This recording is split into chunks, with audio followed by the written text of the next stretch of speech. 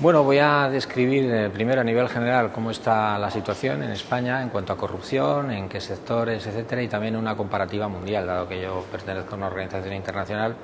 pues un poco contextualizar la situación respecto a Europa, respecto al mundo en general. Y luego ya pues entraré un poco en los temas de contratación propiamente dicho, lo que hacemos nosotros, lo que venimos haciendo en cuanto a formas de prevenir y combatir la corrupción en este sector, que es uno de los más importantes en los que se ha centrado la corrupción en España en general. En España la corrupción es fundamentalmente política. No está, digamos, diseminada como en otros países en todas partes, los policías, los jueces, etcétera. Aquí no, aquí fundamentalmente es una corrupción política que tiene que ver con los políticos que utilizan las formas de contratación, etcétera, de alguna manera para hacer actuaciones irregulares y aprovecharse de vamos a decir así, de la asignación de los contratos, etcétera, para recibir comisiones, etcétera, etcétera, ¿no? Con lo cual, de alguna manera, siempre ha sido la contratación por parte de los políticos o representantes de las instituciones públicas con la connivencia de los empresarios correspondientes, que les han dado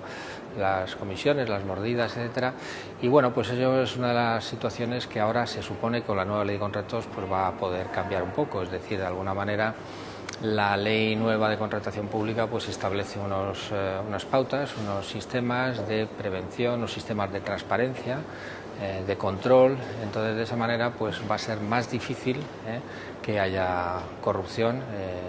en la contratación pública, que es una parte muy importante, llega más o menos al 20%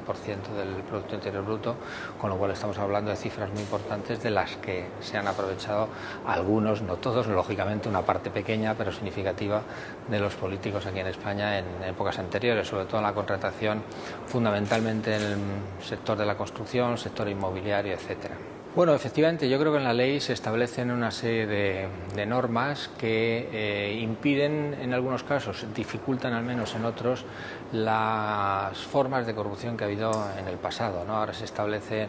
unos procedimientos absolutamente electrónicos, automáticos, revisables, controlables de muy distintas instancias. Se establece pues un tema de los contratos menores. Se establece también el hecho de que todos los contratos tienen que colgarse en la plataforma del sector público, la plataforma central del sector público, que es una forma muy importante de que todo el mundo pueda ver todos los contratos con todas las características en ese lugar común que es esa plataforma. De hecho, lo que se ha conseguido por parte de nuestra ONG y por parte de otras instituciones y en fin, al final pues es que en la ley se establezca la nulidad de los contratos o de aquellos contratos que no estén colgados, publicitados debidamente en esa plataforma, con lo cual ahora todo el mundo va a poder ver todos los contratos de todas las instituciones, porque antes había que ir navegando prácticamente por los perfiles del contratante de 20.000 instituciones públicas que hay en España, y ahora ya estará todo centralizado, pero además obligatoriamente, porque si no se declaran nulos los contratos. En fin, son avances importantes que yo creo que marcan en definitiva un antes y un después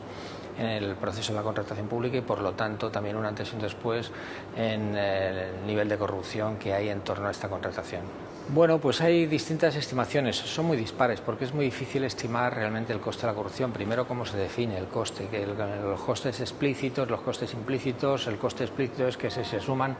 todas las comisiones, todos los sobreprecios que se han pagado, digamos, a los políticos supuestamente corruptos, pues es una forma de sumar todo eso y dan bastantes miles de millones. Otra forma es también añadiendo los costes implícitos, es decir, lo que se deja, digamos, de ganar en unas entidades, en unas instituciones que tienen esas prácticas corruptas porque dejan de atraerse inversiones en las instituciones, en los países en los que hay más corrupción. Eso también son costes implícitos muy importantes. Entonces ahí se puede decir que son cientos de miles de millones de euros los que a nivel europeo, por ejemplo, en algunas estimaciones, aquí hay algunas estimaciones de 30, 35, 45.000 millones. En fin, hay muchas formas de establecer los cálculos, pero en cualquier caso son cantidades ingentes que de alguna manera esperemos que se vayan corrigiendo ahora en estos próximos años, entre otras cosas gracias a la nueva ley de contratación. Bueno, vamos a ver, nosotros, por ejemplo, elaboramos varios índices. Uno de ellos es el índice de percepción de la corrupción a nivel mundial, que hace una tabulación, una escala de 170 y tantos países, normalmente 180, y lo que ocurre en España es que estamos bajando. En estos últimos años hemos ido bajando en cuanto a puntuación, en cuanto a puestos. Estamos ya en el puesto número 42, hace el año 2004, por ejemplo, estamos en el puesto 22. Entonces hemos ido bajando, y eso también es un índice de percepción, es decir, lo marcan las encuestas, que son bastantes macroencuestas que se hacen a nivel de todos los países, y lo que muestra es el nivel de alarma social que hay en España en estos últimos años, el nivel de indignación que hace que salgamos tan mal valorados en esas encuestas y por lo tanto en este índice. También es cierto que si nos comparamos con Europa, a nivel mundial estamos, vamos a suponer, en el puesto 40 más o menos, 40, 42, 38, etcétera, pero respecto a los 180 países no estamos mal, pero si nos comparamos con Europa estamos bastante por debajo de la media y estamos mejor que, a lo mejor, que estaban con países como Italia, como Grecia, como los países del este de Europa, pero estamos peor que el resto, ¿no? Que es con quien nos tenemos que comparar. No vale decir que estamos en el primer grupo del mundo, sino sobre todo que estamos por debajo de la media a nivel europeo, y eso es una cuestión que hay que mejorar, ¿no? Sí, hombre, no es tan difícil como en otros países. En otros países la corrupción es absolutamente sistémica, es decir, está todo impregnado. Todos los funcionarios a nivel de policía, funcionarios policiales, funcionarios judiciales, los jueces,